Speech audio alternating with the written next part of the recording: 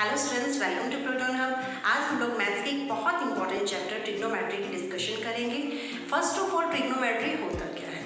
Trigonometry की name में ही इसकी डिफाइन छुपी हुई है। ट्रिग्नोमेट्री, ट्राई मतलब तीन, गोनो मतलब एंगल्स एंड मैट्री मतलब मेजरमेंट।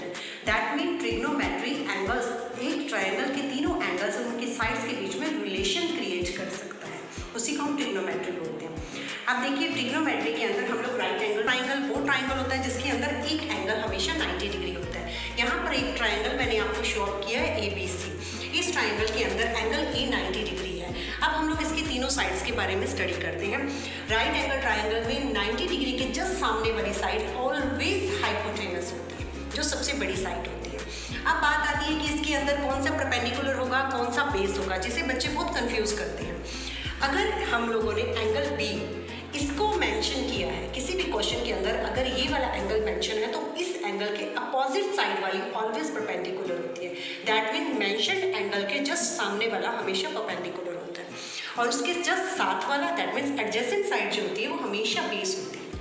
अब इसी ट्राइंगल के अंदर अगर बाई चांस मैंने एंगल C को मेंशन किया होता तो एंगल C के अपोजिट साइड ऑलवेज परपेंडिकुलर और उसकी एडजेसेंट साइड बेस होगी, और 90 के जस्ट सामने वाली हाइपो। चलिए अब हम लोग इसके ट्रिग्नोमेट्री के रेशियोज की डिस्कशन करते हैं। ट्रिग्नोमेट्री के 6 रेशियोज हैं: sine theta, cos theta, tan theta, cot theta, sec theta and cosec theta.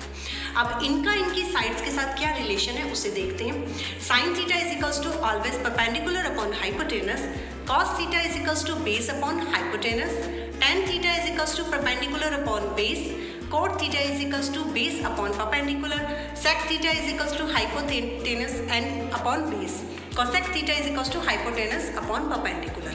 अब इसे याद करने की एक शॉर्ट ट्रिक होती है। इसे याद करने की शॉर्ट ट्रिक है पढ़ बेटा पढ़, हार्ड बुक्स।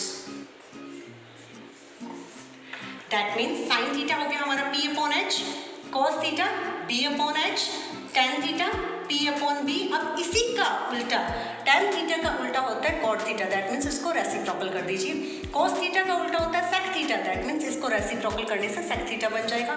sin थीटा का उल्टा होता है cosec थीटा, दैट मीन्स इसको रेसिप्रोकल करने से हमारा cosec थीटा बन जाएगा। अब इन सारे रिलेशंस को हम लोग कुछ एग्जाम्पल्स के थ्रू समझते हैं। अब देखो बच्चों, हम लोग इसके एग्जाम्पल्स कर रहे हैं। फर्स्ट एग्जाम्पल हमारे पास एक ट्राइंगल मैंने लिया है ABC। इसके अंदर AB 5 centimetre, BC 13 centimetre, AC हमारा 12 सेंटीमीटर दिया हुआ है। अब इसमें आप बताइए कि हाइपोटेनस कौन सा है?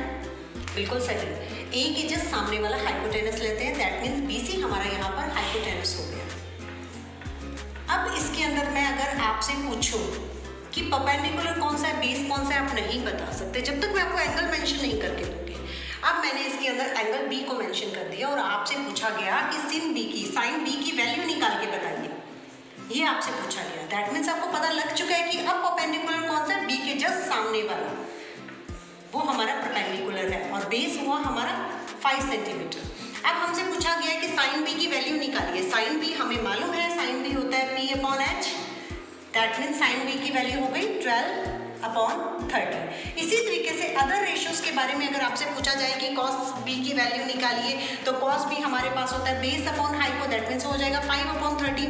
tan B की वैल्यू निकालने के लिए बोले तो tan B होता है हमारा perpendicular upon base, that means वो हो गया हमारा 12 अपॉन 5। तो आप 6 के 6 रेशियोज की वैल्यू निकाल सकते हैं। कुछ क्वेश्चन तो इस टाइप के आते हैं जिसमें तीनों साइड्स मेंशन की होती है। कुछ क्वेश्चन हमारे पास इस तरीके के आते हैं जिसमें एक साइड आप लोगों से छुपा ली जाती है, दैट मीन्स उसकी मेजरमेंट नहीं बताई जाती। तो फर्स्ट ऑफ ऑल हमें इसकी मेजरमेंट निकालनी होती है। अब मेजरमेंट निकालने के लिए हमारे पास एक राइट एंगल ट्राइंगल के तीनों साइड्स के बीच में एक रिलेशन होता है, x square is equals to P square plus B square.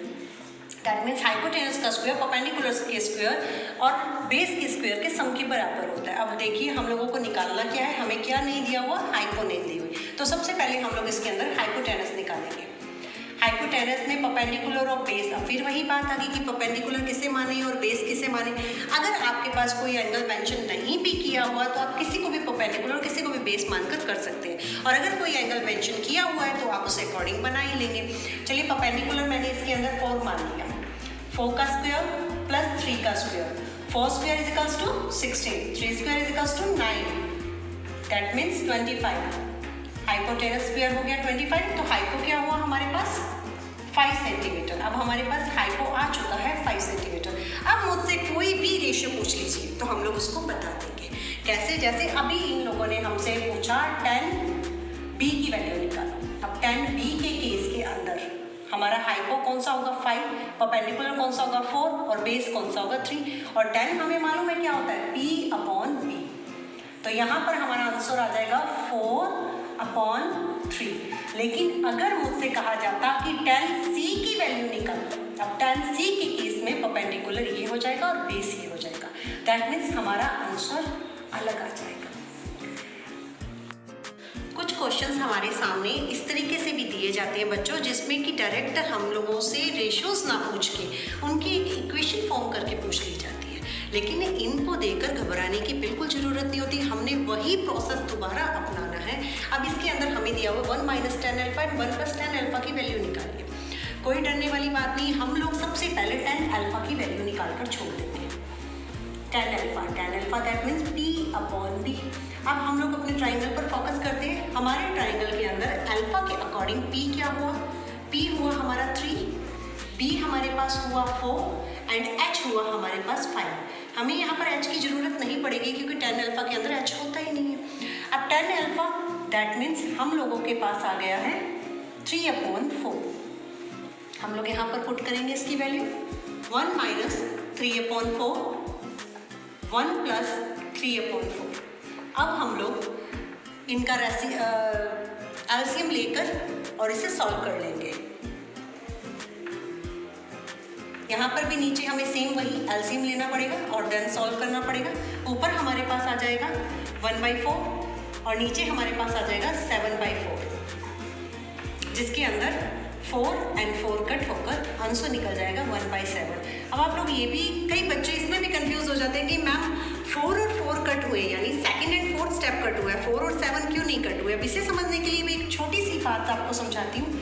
जब हमारे पास कोई चीज़ फैक्टर्स के अंदर होती है और वो डिवाइड के केस में होती है, जैसे इस टाइम हमारे पास 1/4 एंड 7/4 डिवाइड के केस में है, तो हम लोग क्या करते थे, इस डिवाइड के साइन को हटाकर मल्टीप्लिकेशन का साइन करते थे और जो सेकंड वैल्यू होती थी उसे रेसिप्रोकल कर दिया जाता था।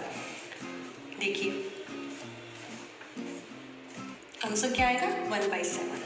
आप इसी चीज़ को इस तरीके से भी सॉल्व कर सकते हैं। अदरवाइज आपको याद करने की यही ट्रिक है कि सेकंड एंड फोर्थ 4 स्टेप्स है हमारे पास 1, 2, 3 एंड 4। सेकंड एंड फोर्थ आपस में कट होते हैं, फर्स्ट एंड थर्ड आपस में कट होते हैं। तो आप इस तरीके से भी डायरेक्ट आंसर्स निकाल सकते हैं। हाँ जी, तो बच्चों हम लोग इसी तरीके का एक और एग्जाम्पल समझते हैं। इसके अंदर हमें क्वेश्चन दिया हुआ है 4 tan theta - 5 cos theta upon sec theta + 4 cot theta. अब इसकी वैल्यूज़ निकालनी है।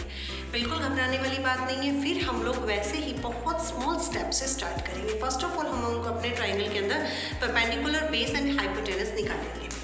अब देखिए इसके अंदर थीटा यहाँ मेंशन है, दैट मीन्स हमारा परपेंडिकुलर हो गया 4, हमारा बेस हो गया 3 और हमारा हाइपो हो गया 5 जो 90 के सामने है। अब आती है हमारे पास 4 रेशियोज़ के बारे में जिक्र किया गया है, तो हम लोग चारों रेशियोज़ को भी निकाल के रख लेते हैं ताकि हमारा काम और आसान हो जाएगा। tan theta first of all आता है हमारे पास tan थीटा। tan थीटा हमारे पास क्या होता है, perpendicular upon base means 4/3। Second हमें दिया हुआ है cos थीटा।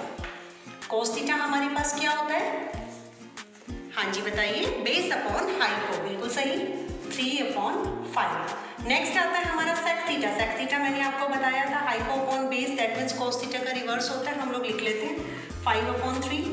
और लास्ट है हमारा cot थीटा। cot थीटा हमारा tan थीटा का रेसिप्रोकल होता है that means base upon hypo. हमने ये सब लिखकर छोड़ दिए। अब हम लोग ये वैल्यूज इसके अंदर पुट करते हैं। 4 tan थीटा की जगह हमारे पास आ गया 4/3 माइनस 5 cos थीटा की जगह आ गया हमारे पास आ गया 3/5। नीचे sec थीटा हमारे पास है 5/3। नेक्स्ट आता है हमारे पास प्लस साइन है 4 cot थीटा की जगह हमारे पास आ गया 3/4। सबसे पहले अगर कुछ कट होता है तो हम लोग कट करते हैं। यहाँ पर 5 से 5 कट हो चुका है हमारा, यहाँ पर 4 से 4 कट हो चुका है। दैट मीन्स हमारे पास क्या बन गया, 4 4 जा 16/3 माइनस 3। नीचे हमारे पास आ गया 5/3 प्लस 3। अब फिर इनको हम लोगों को एलसीएम लेकर सॉल्व करना पड़ेगा। चलिए एलसीएम लेकर हम इसे सॉल्व करते हैं।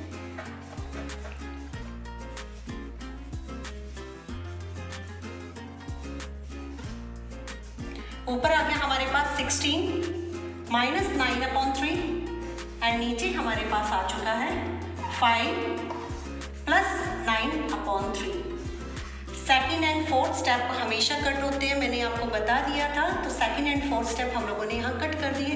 16 minus 9 7 and 5 plus 9 is equals to 14। Answer, final answer हमारे पास आ चुका है 1/2। हाँ जी स्टूडेंट्स, आज मैंने आपको रेशियोज के कुछ रिलेशंस के एग्जाम्पल्स करवा दिए। अब नेक्स्ट वीडियो के अंदर हम लोग इसी को आगे डिस्कस करेंगे, तो नेक्स्ट वीडियो जरूर देखिएगा। और अगर इस कंसेप्ट से रिलेटेड कोई भी आपके क्वेश्चंस या डाउट्स हैं, वो आप कमेंट बॉक्स में मेंशन कर सकते हैं, उसे भी सॉल्व कर दिया जाएगा। Thank you.